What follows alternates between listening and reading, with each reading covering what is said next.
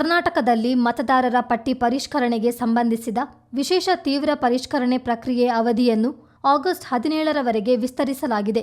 ಮತದಾರರ ಪಟ್ಟಿಯಲ್ಲಿನ ಅರ್ಹ ಮತದಾರರ ವಿವರಗಳನ್ನು ಪರಿಶೀಲಿಸಿ ಅಗತ್ಯ ತಿದ್ದುಪಡಿ ಹಾಗೂ ಸೇರ್ಪಡೆಗೆ ಅವಕಾಶ ಕಲ್ಪಿಸುವ ಉದ್ದೇಶದಿಂದ ನಡೆಯುತ್ತಿರುವ ಎಸ್ಐಆರ್ ಪ್ರಕ್ರಿಯೆಗೆ ಹೆಚ್ಚುವರಿ ಕಾಲಾವಕಾಶ ನೀಡಲಾಗಿದೆ.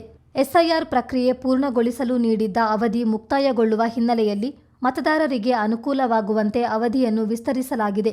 ಈ ಮೂಲಕ ಮತದಾರರ ಪಟ್ಟಿ ಪರಿಷ್ಕರಣೆಯಲ್ಲಿ ಬಾಕಿ ಇರುವ ಪ್ರಕ್ರಿಯೆಗಳನ್ನು ಪೂರ್ಣಗೊಳಿಸಲು ಅವಕಾಶ ದೊರೆತಿದೆ.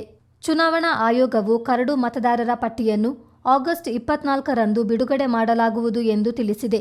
ಅದೇ ರೀತಿ ಮನೆ ಬಾಗಿಲಿಗೆ ಪರಿಶೀಲನೆ ಪ್ರಕ್ರಿಯೆಯು ಆಗಸ್ಟ್ 17ರವರೆಗೆ ಮುಂದುವರಿಯುತ್ತದೆ. ನಂತರ ಸೆಪ್ಟೆಂಬರ್ 23ರವರೆಗೆ ಆಕ್ಷೇಪಣೆಗಳನ್ನು ಸಲ್ಲಿಸಲು ಅವಕಾಶವಿದೆ. ಸಲ್ಲಿಕೆಯಾಗುವ ಹಕ್ಕು ಮತ್ತು ಆಕ್ಷೇಪಣೆಗಳ ಪರಿಶೀಲನೆ, ವಿಚಾರಣೆ ಹಾಗೂ ವಿಲೇವಾರಿ ಅಕ್ಟೋಬರ್ 22ರವರೆಗೆ ನಡೆಯಲಿದೆ. ಅಂತಿಮ ಮತದಾರರ ಪಟ್ಟಿಯನ್ನು ಅಕ್ಟೋಬರ್ 27ರಂದು ಪ್ರಕಟಿಸಲಾಗುತ್ತದೆ ಎಂದು ಸುತ್ತೋಲೆಯಲ್ಲಿ ತಿಳಿಸಲಾಗಿದೆ. ಬ್ಯೂರೋ ರಿಪೋರ್ಟ್, ಚಿತ್ತಾರ ನ್ಯೂಸ್.